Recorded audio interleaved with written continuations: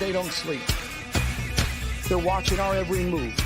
Iran, Russia, China, North Korea, ISIS, Al-Qaeda. They may be watching this right now. Our military should not be mistaken for a cable news gabfest show. We don't care what you look like. We don't care who you voted for, who you worship, what you worship, who you love. It doesn't matter if your dad left you millions when he died or if you knew who your father was.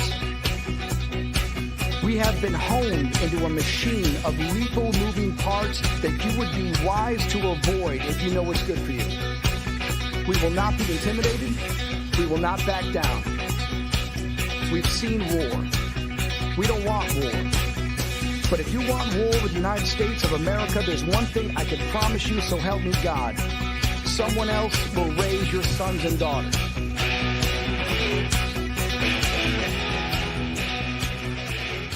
I want to make it clear that the views expressed by our hosts are not considered the official stance of MBR Views. Remember, this is all about having fun and enjoying the ride. Find us on the web at mbradio.us.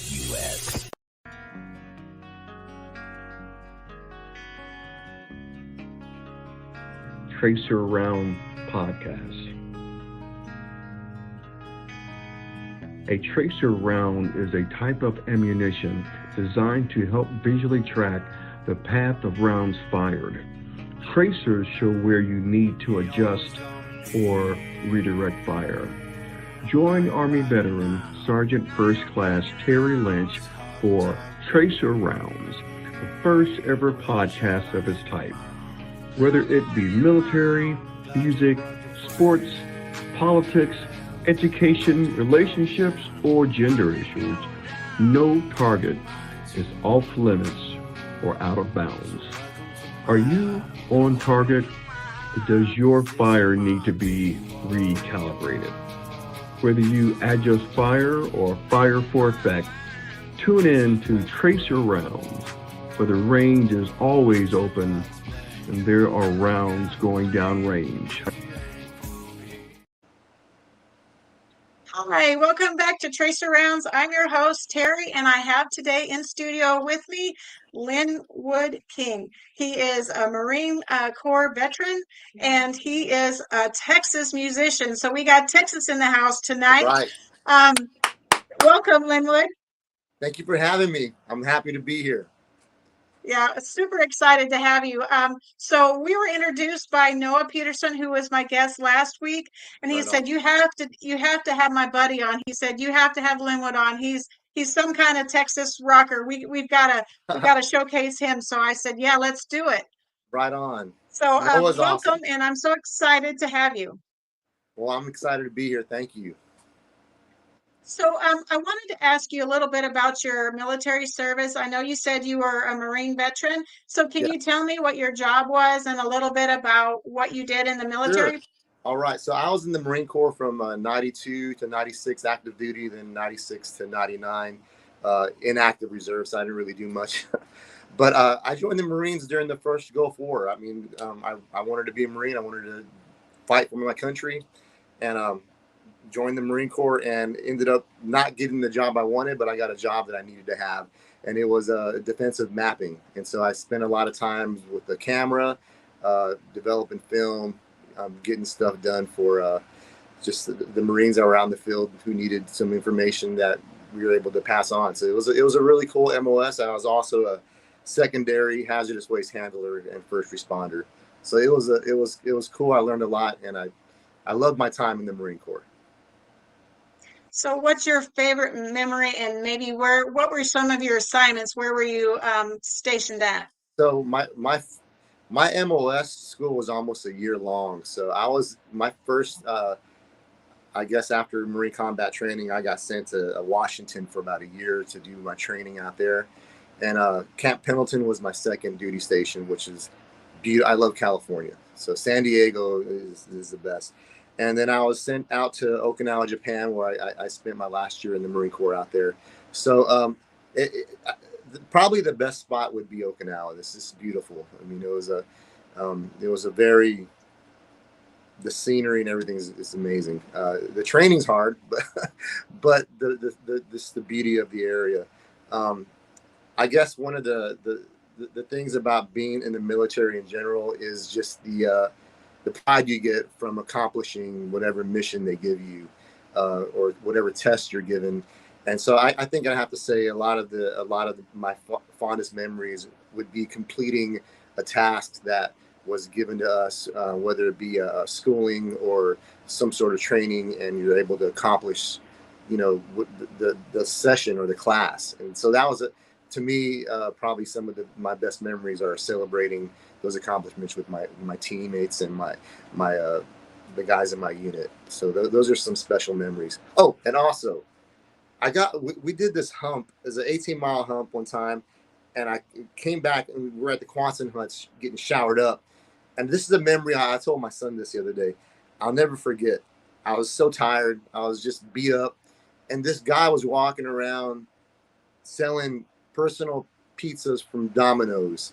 And I remember I bought a Domino's personal pizza and a Coke, and that was the best meal. That's been the meal I've my entire life been chasing to have the same nostalgic feeling.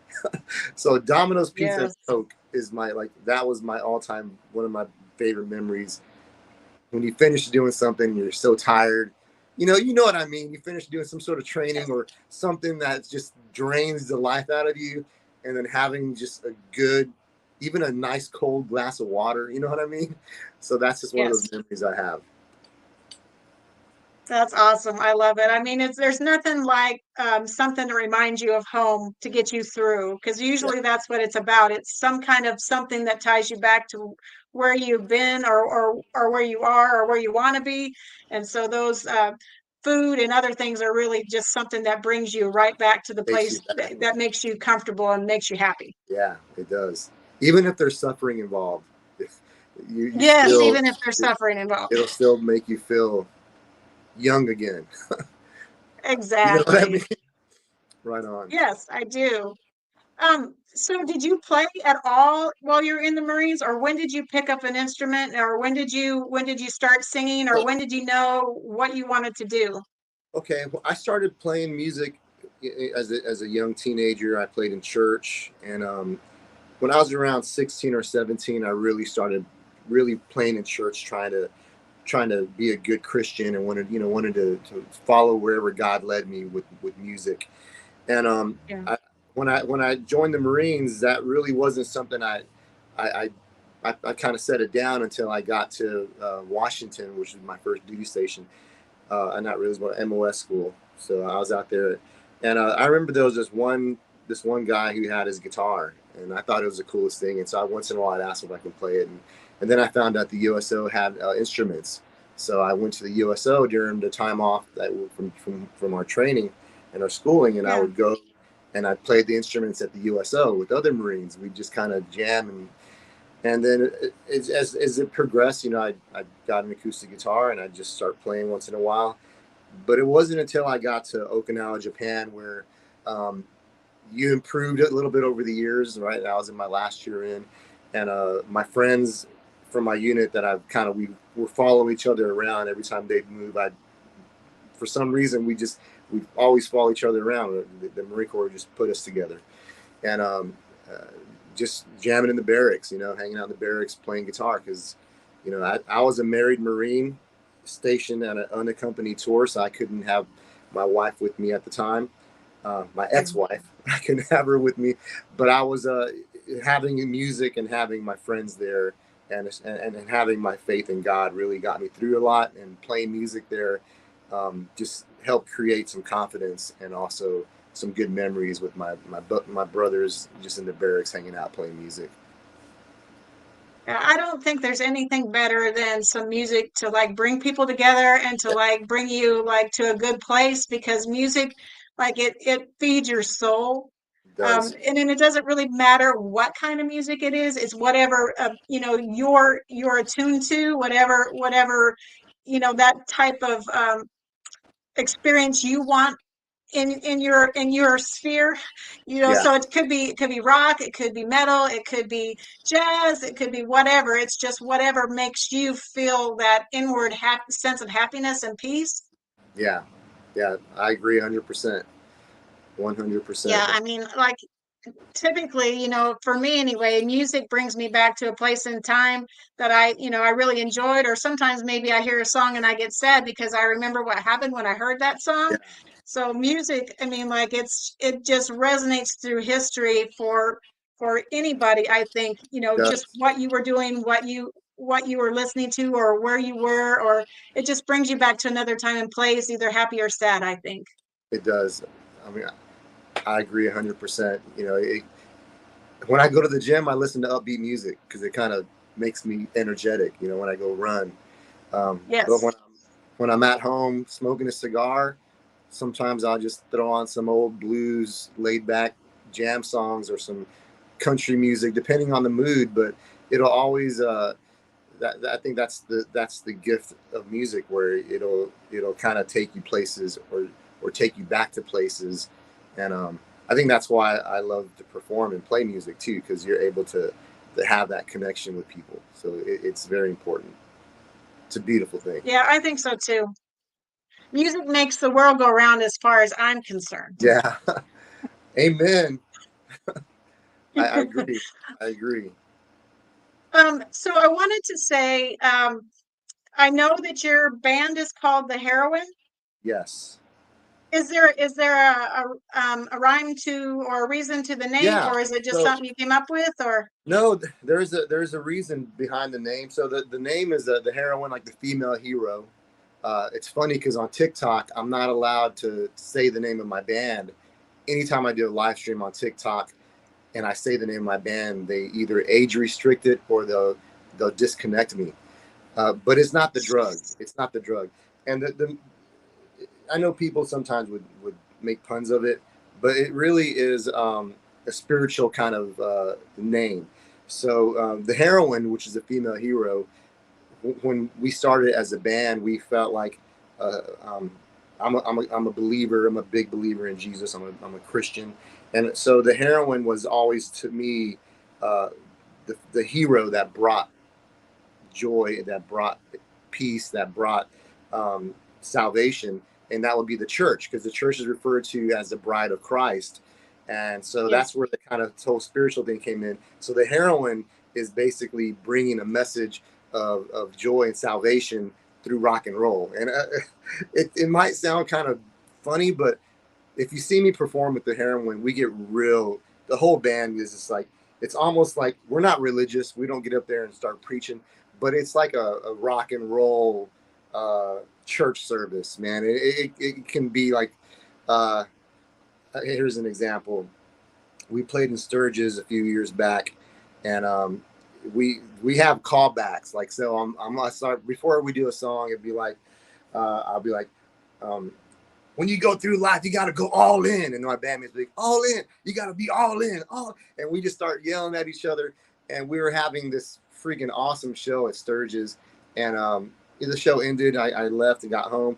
And a couple weeks later, I got a letter in the mail out of the blue from a biker who was at Sturgis that saw that show. And he was like, you guys took me to church. I feel like I was in a rock and roll church. And it really touched him. And that really made me feel like really good as far as the reasoning of what we do. So that's what the heroine's about. That's why we're called the heroine. And it's not the best name in the world. We've had a lot of trouble with it, but that's just the band, and we've had so many good opportunities. There's been so many really good branding opportunities. Our history just kind of, if you kind of research the band, we got invited by Motley Crue to perform in LA at the Whiskey A Go Go, and we played in front of Motley Crue, and they loved us. And we got endorsed by Gibson Guitars. We got endorsed by Ernie Ball Strings. Best Buy put our music in all their stores, and so the heroine is a very special thing. Even though if you don't understand it, you may think, oh, it's the drug, but really it's it's the message, and it's just the like my bass player would say, Wesley, the Ghoulie Barghoulish would say, it's just bringing rock and roll to the people, man, and that's what the heroin. That's what we're about. I love that. Well, so we're going to go to break in about a minute, but so we're going to play one of your songs. We're going to play Highway 16. And can you just give us a little lead into it and kind of tell us what it might be about or how the inspiration came? So Highway 16 is basically, I got saved on a little church on Highway 16 when I was 17 years old. A little tiny church off Highway 16 here in San Antonio. So that's what the song's about. And again, it's to me, the meaning's real spiritual, but it's a fun rock and roll song. And we did the video was done by a director named Brian Ramirez, very well known director and videographer here in Texas, and he's also known in Hollywood. So he did a great job on the production. And everyone in the video, there's a couple of actors, but in the video, in the church scenes, those are all our friends. And the actors that are fighting at the end of the video, those happen to be two friends of ours that showed up, and the director was like, "Oh, I'm gonna put you in the video." And they just happened to be put in the fight scene. So it's pretty cool. I hope you guys enjoy it. Cool. Right on. Well, all right. Well, let's go ahead and play that now. We're going to go to commercial. Well, we're going to go to your music, which is sort of a commercial, and then we'll be back. So here is Highway 16.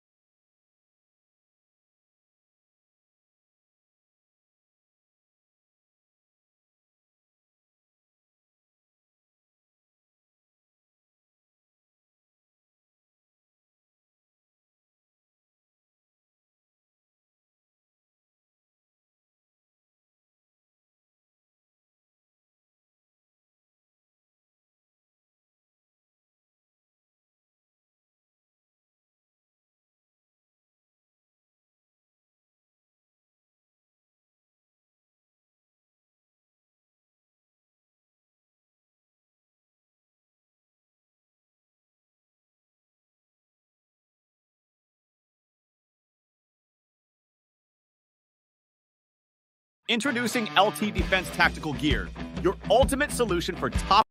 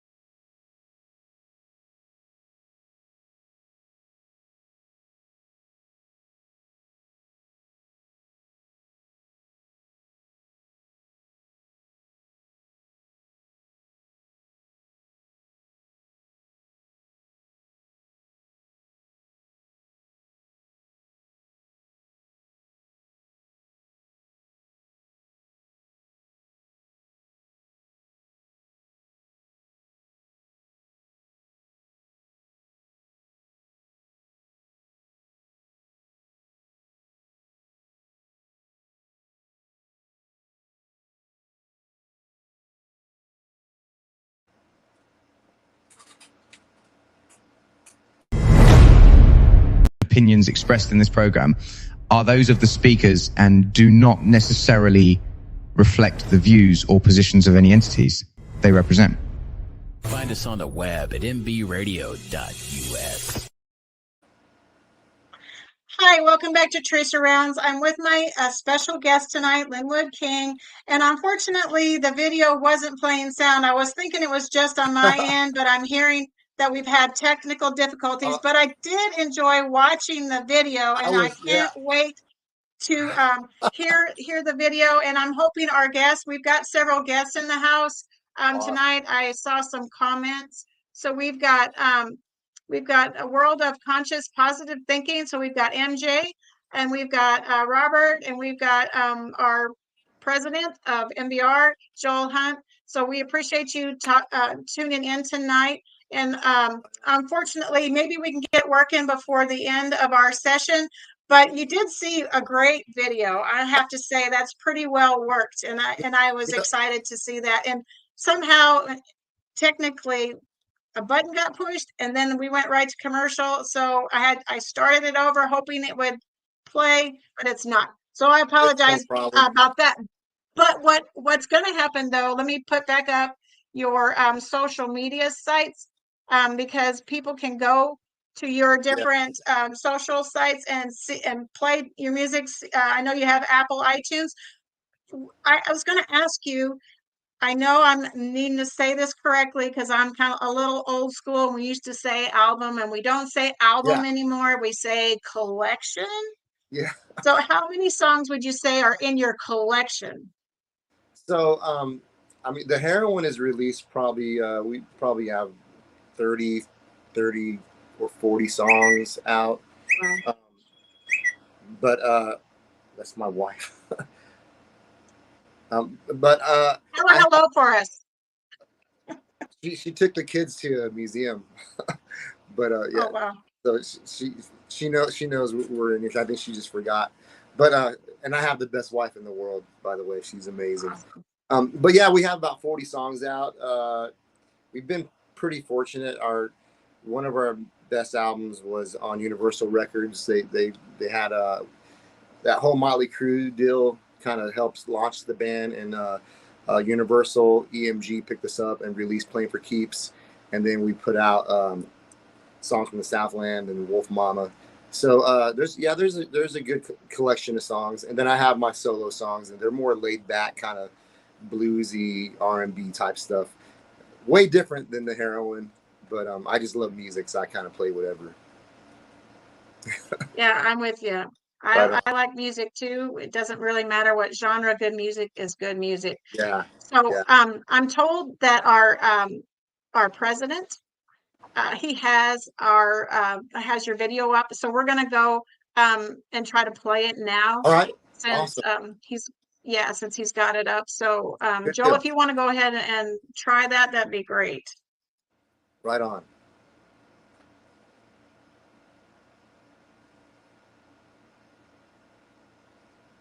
Sitting here thinking, I ain't got nothing to look forward to after tonight.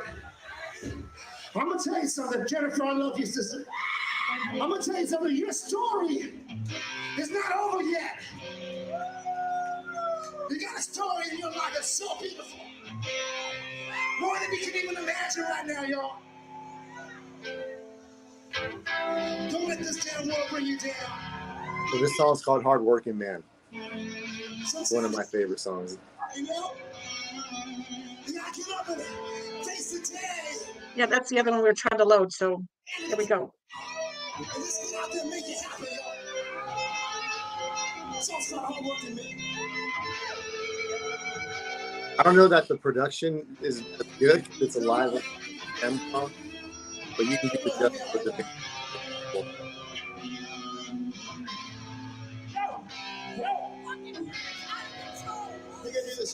Yo, big clouds.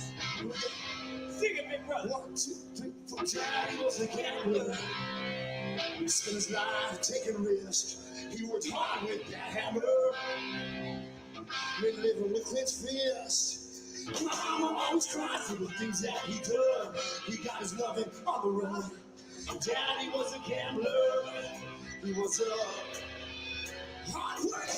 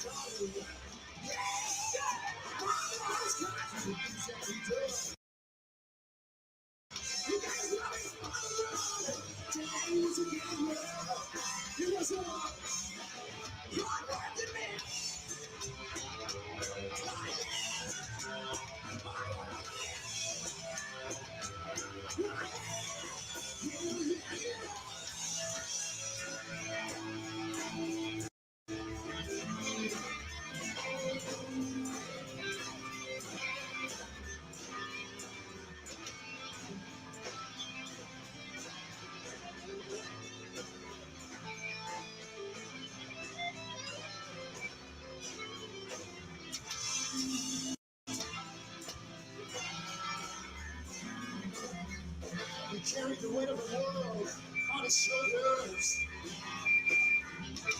I learned that is how God older. Yeah, earth on his hands, fire in his soul. Oh, thank you, Jesus. He taught me to I work hard like a rock and roll. Now trials or tribulations get his way. Y'all see him looking through. And y'all see him good woman too. Everyone here, when you taught me well, he was the fire. Hard working man.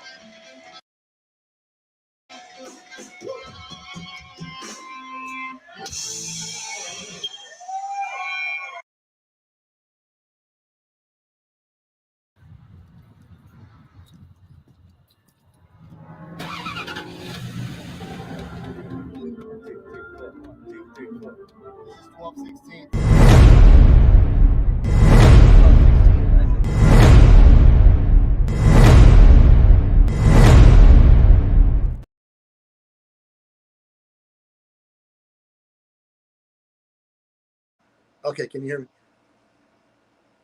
I can't hear you for some reason. I'm not able to hear you. Let's see. I think you're. Can you hear me? There we go.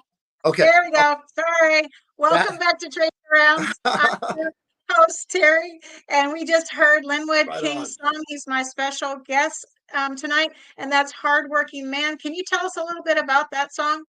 Yeah, so that video took me way back. That was probably 10 years ago. And we had just signed a deal with Universal Records. And you can tell the excitement, the band was kind of hyped up, and we had a real good turnout at that show.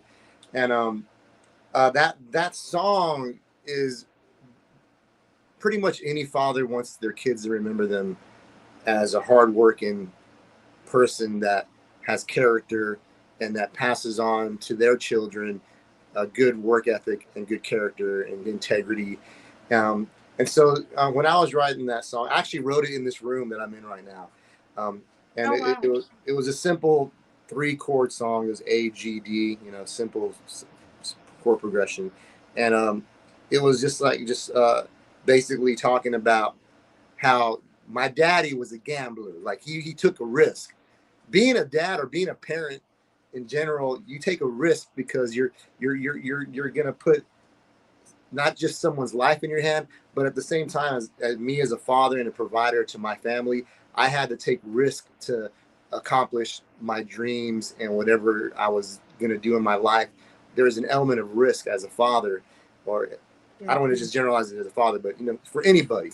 But since the song's Hardworking Man, it was more geared towards fatherhood, and it was just basically about you're stepping out, you're a blue collar, you're out there working with your hands. The lyric says, made a living with clenched fists, like because you're grabbing and you're working and you're out there sweating. And so it's just basically about that. The bridge is my favorite part of the song. And the lyric says, he carried the weight of the world on his shoulders. I learned that as I got older. He had earth on his hands and fire in his soul. He taught me 2 things, how to work hard and how to rock and roll. And so that, like, when I sing those lyrics, even now, even the song's old. The song's, we released, the first time we released that song was in 2009 after we did the Motley Crue basically helped us and discovered us back in 2009. And we got a record deal after that whole experience. And so we recorded the original version with that record deal. And so from just touring our butts off, Universal and EMG kind of took notice, and they took that same album, got it remastered, remixed, and then re-released it for us. And so it sounds on the actual, I think the album on iTunes and on Spotify, it's now under Wolf Music Group because we're no longer with Universal, and thankfully they gave us all our masters when we left them. But that song is just it brings back a lot of good memories, and it's just basically about heart, and it's still one of our staple songs. It's, I think, the most played song on Spotify for us, and I think on probably Apple Music it's one of our top 4 popular songs. So I mean, it's a fun song to perform, and I think it connects with a lot of people. So that's why I love that, and I'm thankful y'all played it, because you can see, you kind of see in the video, we get a little excited, and I try and motivate our audience, because I don't want them leaving my show feeling down. I want them to leave the show energized and excited, and that's kind of what I'm about. That's what we want to do when we perform live. And Hardworking Man, go listen to that song, download the music. I know. Yeah, check it out. So having watched that, I have to say, how long does it take you to recover from performing? Because it looks like you're all in, and like you are like doing all kinds of aerobic workout that no one would ever just purposely do. Let me say this. That video is from about 2014, and I've gotten better. I've gotten like, if you watch my show now, I may look a little older, my hair be a little grayer, but I've gotten a lot better. And go look at some of my videos on my page, on my profiles, because one of my main things is I love to entertain. And you see my mic stand, I kind of throw it around, I do twists and turns with it. So if I do a show tomorrow, I will wake up sore for the next couple of days, But when you're on tour, right? When I'm on tour and you're doing this, 14, 15 days in a row, nonstop. Wow. The first couple of nights kind of struggle. It's kind of hard because, you rehearsal, you don't go as hard. We go hard on rehearsal, but it's just a different, the adrenaline rush is way different in front of an audience. And so when you're doing a tour, though, it honestly, after the first week, and you're clicking on all cylinders as a band, and you're just in your element, and your body is kind of used to it, it doesn't hurt at all. It just feels like you don't want to stop, because when you stop, then you got to go through the pain again. And that's why I hate not to. not touring as much as I used to isn't very fun for me. So I love the tour. I love to be on the stage. The pain does come with it if I'm not doing it, for a while.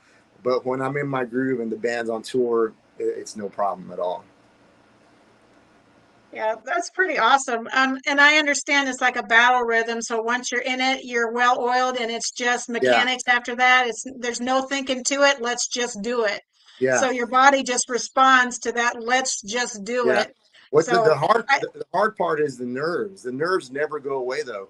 I am super really, nervous before I play a show, and I'll probably go make a head call like 5 or 6 times, within the 10 minutes of the stage call and getting ready to play. I just get nerves. Like even now, like if I go perform to this day, no matter if it's an acoustic set, if I'm with the heroin, or if I'm doing like a looping set, I get internal butterflies and anxiety, and I just feel like I don't want to do it. Like I want to just walk away. But then when it starts, it just goes, it kind of just disappears. And I'm sure that's been said a lot by a lot of artists. I don't know why it's like that though, but the nerves just kind of make you like want to not do it. You know what I'm saying? Like before your show, do you ever get like nervous and like you just want to do it, but then once the button's on, you're like, all right, let's go. It's like you forgot right. about it. Yeah, Yeah, you're all in. I think yeah, the nerves actually serve to help you get prepared to talk or to sing or to play or to do whatever you have to do, whatever performance you're doing. I think the butterflies and the quick heartbeat and like yeah, the maybe quick breathing or whatever really serve a purpose that yeah. gets you into that moment and into that zone is what I think. I don't like it, but I think you're right. I think you're right. It's a little intense sometimes, I will admit. Yeah, Um, yeah, it can be.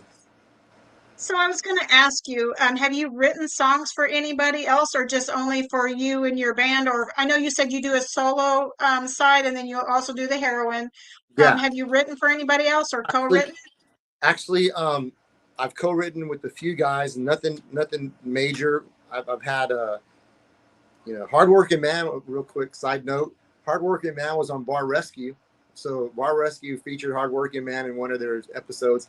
So that's kind of cool. But Yes. as far as songwriting, so when we signed our deal with Universal EMG, so Universal and Executive Music Group, they're kind of like they're the same label, but Universal was over EMG. They were the sub.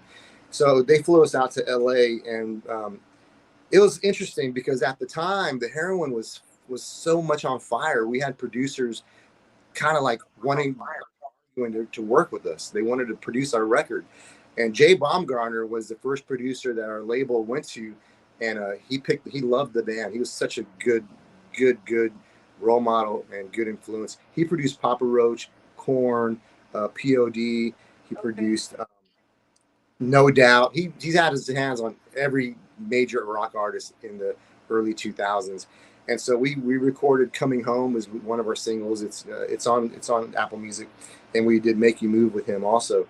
But at the time, there was another producer that was producing Alien Ant Farm, and they were on our same label. Alien Ant Farm was on our same label, and so our label, our managers went ahead and let us go work with him. And so we were hanging out in LA recording. We're going to record some songs that he'd written. So this is where my co-writing kind of comes into play. He'd written a song called "Asian Woman," and it didn't fit with me. And I read the lyrics, and it was about a stripper, and he called her Asian woman, and it was just it didn't sit right. And I was real frustrated. I didn't want to sing. I was married. I had kids, and I just didn't want to sing that.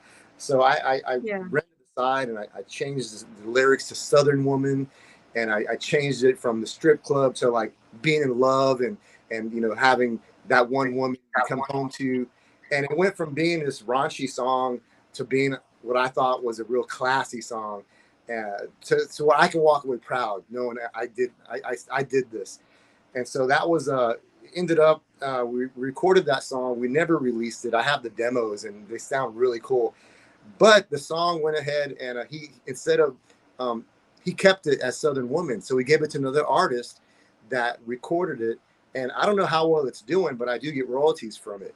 So Wow. it was interesting to be able to, I wasn't a writer at the time, but in the studio on the fly, I became a writer because I've always written my own stuff. But with his song, it was his song, his music. I flipped it around and I became a writer on his song, and ended up where he liked it so much that he kept it. And I get a royalty every quarter from it. So it's kind of cool. So that's like, as far as writing for anyone, his name is Omar Anvi, and he's done some really major big songs back from in the early 2010s era. But yeah, that's my co-writing thing right there. And I've done co-writing in Nashville with other BMI artists, but nothing to note, nothing that really took off or did anything. But co-writing's fun. Well, I think that's impressive. I mean, that someone took what you did, the revisions you made, and then recorded it. I mean, that's a testament to your writing skills. If they thought it was better than their own and they recorded it that way. I was so happy about that, and I remember when he brought the song to me. The music was outstanding. I was like vibing it. It was just the lyrics were not. Like here's an example. There was a video that came up earlier before you cut into the show again. It's called "Who Do You Love," and we recorded that video in Fort Worth, and we had been on tour with Clutch. Clutch is a really awesome rock and roll band from America, right? They're a great band. Clutch had us on tour with them. A producer from Spain saw us playing with Clutch. He happened to be in Dallas when we were in Fort Worth, and he came and recorded the video for us, right? Just did everything for free. He went to Spain, and when he was in Spain, he had a Brazilian dancer do some of the dancing on the video. So if you watch that video, "Who Do You Love," it has a female dancing on it. But he sent us the first version of it. And man, I had a note like, no, take this out. This is very, I guess people kind of correlate our music and just our kind of rock and roll attitude with just kind of like raunchiness. And so sometimes you have to step in because you got to protect your brand. And as a brand, as the heroine, our brand isn't about that. My brand isn't about being. I'm kind of a wholesome person, I guess. I don't want my daughters to be hanging with my kids to be hanging out at strip clubs and stuff like that. But anyhow, those are some of the things, as not just a writer, but as a creator. People are going to want to come in and help you. They're going to want to be a part of what you're doing. And I think, thankfully, in early on, I just learned, and it probably has a lot to do with my service in the Marine Corps. You just learn what you want, and you say no, or you say yes, or you have your standards that you meet. You got to meet your standards. And I have to give credit to I really believe my service in the military to be able to give me a little bit of fortitude to be able to tell someone that's not how it's going to be. It's going to be this way. And I got to give credit to the Marine Corps for that. And just being in the military, you kind of get that kind of backbone, as you'd say. Yeah. And music, or just anyone in general, you have a brand that you're putting out, even if you're not a signed artist. If you're just the average everybody has your brand you got to protect. And so as a musician, I have to really be selective when it comes to people we work with, because sometimes in the past, they think one way of you because, you're in a rock band. They expect you to do drugs and to be drunk all the time. And they expect, that those are some things that you have to protect. You got to protect your soul, protect your brand. And that's, I think the co-writing and working with other creators when it comes to content, those are things you have to be able to put your mark on, because you can't just let someone else put it on you. I don't know if that makes any sense. No, it makes perfect sense. I have to tell you, I am just like in awe that you when to say no, and you just don't let people push you into doing something that is against what you believe in. Because too many times when people want to be artists, want to be popular, want to be in with the in crowd, they just go along to get along. They don't stand their ground. They say, okay, that's fine, whatever you want to do, don't worry about it, I'll figure it out later. But I like that you will actually love that you say, no, that's not us, that's, you can't do that, Yeah. no, take this out, this is who we are, and we're not that. So I love that. Thank you. It can be a two-edged sword, though. There's been we had some, when we first signed our first major record deal, our label wanted to put us with another band performing in Hollywood at a strip club. The video wasn't actually filmed performing, and I had to tell them no. And sometimes saying no in the short term may not feel like a great idea. People are going to make, there's a lot of money involved. You don't look cool. People are not going to think you're cool. They're not going to like you. But in the long run, man, it's been great for me in the long run, because I look at my kids and my family, and over the years, I want my kids to look back and say, hey, my dad he stuck to his guns. He lived by what he said. And that's true to what he believed in. Yeah, it's important. It's that's we got to keep them standards. It's not easy. We got to. So I have good news. Our president of NBR, he has been working behind the scenes, and he should have the Highway 16 ready to go. Right on. So Joel, Yes. if you can take us into the commercial with Highway 16. Right on. Can I get a witness? Let's go, baby. When I was young, I was alive. I was living life fast, just trying to survive. Small town kid in need of love. I was living out honky tonk bars and clubs. That's when that little mama, she come along and she rescued me, baby. Oh, come on, girl, come set me free. Can I get someone to raise their hand real quick? I gotta say something. She was the fastest thing that I've ever seen. She got that super charm, baby. She keep my motor clean. I'm that kind of queen. I got that four on the floor, drive that 1604. My heart in my hand, Lord, I can't understand why it took so long to believe. Fell to my knees on Highway 16.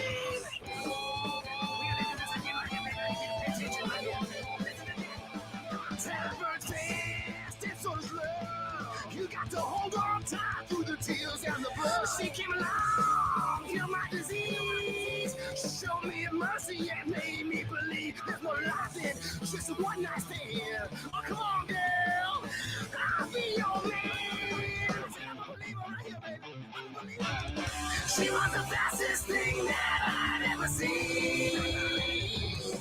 She got that super charm, baby. She keep my motor clean. I got that four on the floor, drive that 1604. My heart in my hand, Lord, I can't understand why it took so long to believe. Fell to my knees on Highway 16. Tell them, baby, tell them. Tell them to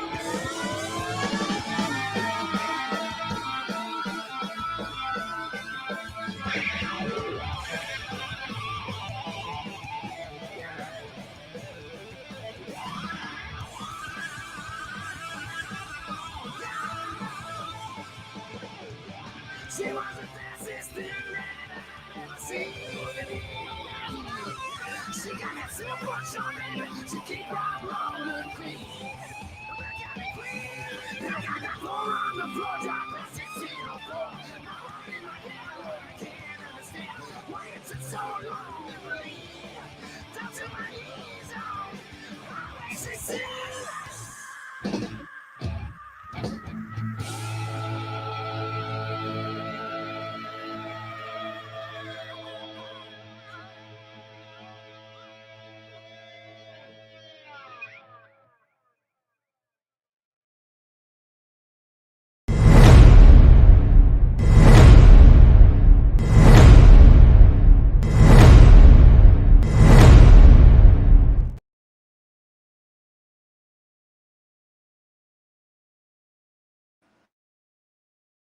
Hi, welcome back to Tracer Rounds. This is your host, Terry, and I'm with my special guest, Lynnwood King, and that was his song, Highway 16. And I had a little bit of audio buffering going on, but it's good. It's good. Believe me. And it was even pretty awesome as well. So we're happy to hear your music. I wanted to ask you, I asked you before the show, but I want you to tell our guests. I was told you were a metal rocker. And you have a little bit different take on your music style. So can you tell me a little bit about that? Yes. I'm not a big metal fan. I'm more of a blues rock, ZZ Top type, CCR type guy. But when you're in a band, you can't have it all your way. You know what I'm saying? So I don't like being called a metal band because I feel like we're like a high energy rock and roll band. There are some metal elements to it. There's some screaming, there's some pretty heavy guitars, but at the end of the day, we're just a rock and roll band, and we've been called what's it called? Not punk rock, but there's another name someone called it. But I guess there's some punk rock elements. But we have just a big collection of different influences. But it's rock and roll. We love playing rock and roll. And I'll be honest with you, we released a new album last year, and it was a good record. I mean, it's a solid album. It's got I think 13 tracks on it. Not my favorite album though. I'll be honest with you. Highway 16's on this one though. There's some good tracks on it, so Highway 16's on it. But we were kind of dabbling with more metal. I think that's why Noah was like, yeah, they're metal, because our last album we did kind of go a little bit more in that direction. But I'll be honest with you, it's like sometimes we have to play a couple of songs off that album, and I really have to dig deep to perform them live. Like I really gotta okay, here we go, because it takes a lot. It takes a lot of screaming and more of a, I don't know. It's too fast for me. I don't want to be fast. I just want to chill. I just want to play rock and roll. But yeah, we're just high energy rock and roll is kind of what we call it, man. It's not metal. It does have some elements though.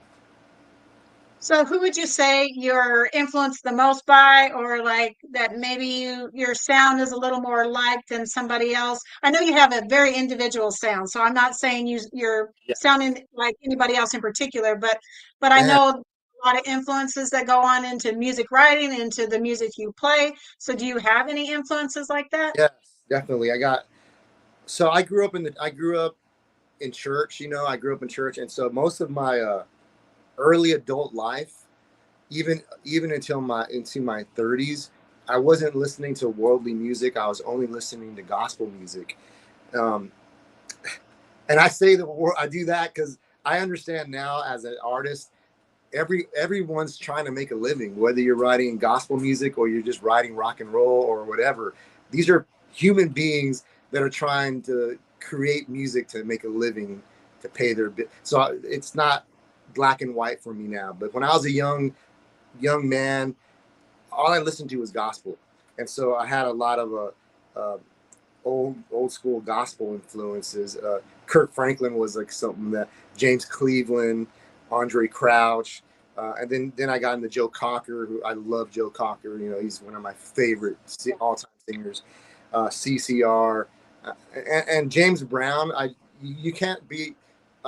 I think in this day and age, you have to utilize the freaking. There's so much good opportunity to learn, especially on YouTube. So I remember there was a couple of years where I would just go study James Brown. I'd sit there and watch him. I think every great or any good artist or any artist in general, they're going to look for their influences and they're going to pick them. So if you do watch my show, you're going to see a little bit of T.D. Jakes in it. You're going to see some James Brown. You're going to see some, even though I can't sing like him, you're going to see some Joe Cocker. And so those are a lot of my influences for myself as a band, as a musician that I bring to the table when I come perform with the Heroin. Now, if you go to the other band members, Ghoulies the metalhead. He only wants it fast and loud. That's all he wants. We'd be a metal band if it was up to him. Junior, our guitarist, he's more of a blues, R&B, rock guy. You know, our drummer is more of a Led Zeppelin, hardcore metal also, but he digs Led Zeppelin. John Bonham's his favorite. So we kind of got a good mix in the band as far as different, you know, outlooks on music. And sometimes it can be hard. Like there are times where I can't tell you how many songs that have been written by this band that we don't perform because it doesn't fit me. I can't sing to it. And they'll write some great music and they'll bring it and they'll like probably hundreds of songs over the years where the band will spend hours writing, and then I can't do nothing with it because it's not my style. It doesn't fit my voice. And so there's, you know, you have to, you know, you get your influences, but when you join a band, sometimes you got to just kind of go with the flow. You can't just I can't just make every song that I write sound like Lynnwood King. I have to kind of take 5 other guys and then we just kind of mold it together. So yeah, there's a lot of influences there, especially old school blues and rock. Well, I can definitely tell in your performances because, you know, I've watched a lot of James Brown. I've watched a lot of those artists. I mean, like, I'm a fan of music. No matter who's singing it, as long as it's good, I'm a fan. Yeah. So I do see those influences as far as, you know, who you were talking about. And I think to your point, I think that you do find your heroes and you find what you like the most about them and you kind of try to emulate it in your own way, not necessarily copying them, not mannerisms necessarily, but, you know, just a way or a style and make it your own. I mean, I think that's healthy. And I think that's good to just, you know, grab the best from those that you think are, you know, good or doing it right, and then incorporating it into you and your own personal style and your own personal, you know, wants and desires when you're giving your music to people. Because really that's what you're doing. You're giving us your music to enjoy, and you're giving us a gift that we, you know, we have to figure out how we use that gift. Yes. Just like that's awesome. That's good. That's true, man. We try and we develop. You know, I'm not the same person I was 15 years ago. I've morphed and I've changed, and it gets better. You know, I've been touring for almost 25, 30 years. You know, I got out of the Marine Corps and I started touring. I started playing music, started touring, and I've been doing it ever since. And I want to say this too: the music business can be brutal when it comes to aging and when it comes to your time. But I want to encourage anyone out there that is doing whatever you're doing in life, your age doesn't matter. What matters is your attitude and what you're bringing that has worth. You know, you have to make sure that you're going to bring something that you love. And it don't matter how old you are. I was looking because my hair's a lot grayer now. I think when COVID hit, my hair just turned gray. But before COVID, I had black hair. I was like, so I'm looking at those videos, I'm like, wow, look how young I look. But I can say, as you age, things get better. It's just, I have to say that, and don't be discouraged to anyone that's watching. If you're going to start something new, hey, I'm 51. I just turned 51 on Friday, and I just started working out again, and I just started training and learning some new technology that's foreign to me. But it's never too late to pick up something and learn or even improve. God's given you time, a lot of life. And so, you know, take that time and grow and be the person that God's made you to be. Well, I appreciate that. We've got just like 2 minutes left, but I just want to say thank you to Lynnwood King, my special guest tonight, because he has been so awesome. I love your message. I never even heard your message before we started our interview, and I have to say I'm a fan and I'm impressed. Well, I appreciate Tracer Rounds, man. I appreciate all your guys that are working behind the scenes. I appreciate everything you guys are doing. Semper Fi. I'm grateful to be a part of anything military. I love it. So God bless. Hey, happy birthday, America.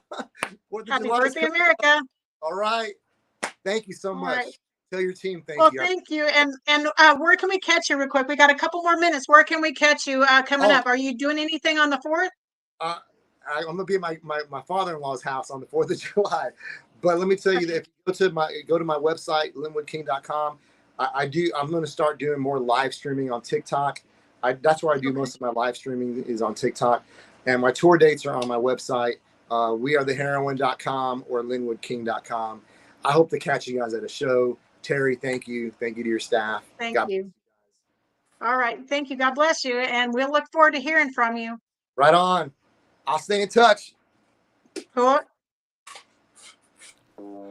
That's the show for today, everyone. Thanks for listening. We'll be back next week with an all-new show. And remember, you can listen to us again and again.